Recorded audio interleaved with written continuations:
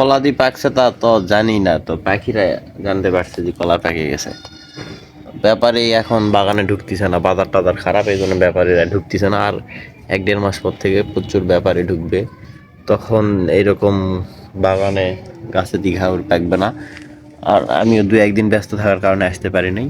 তো এই ঘাউরের প্রায় অধিক অংশ কলাটাই, যেটা ভালো ভালো কলা যেটা, সেটাই পাখিয়ে খেয়ে নিয়েছে। তো এইরকম মাঝে মধ্যে হয় যখন দাম কম থাকে বা সচরাচর বাগানে আসা হয় না, তখন এই জিনিসটা হয়। আসলে ব্যস্ততার মাঝে থাকার কারণে এই জিনিসগুলো হয়।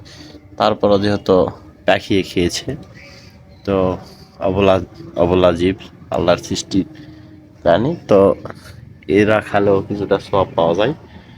মেন কলাগুলো নিয়ে ওরা খায় ফেলছে।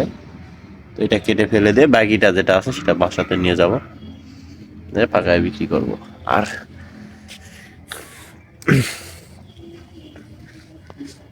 আরো কিছু কলা এখন বাজারে বিক্রির মতো হয়েছে।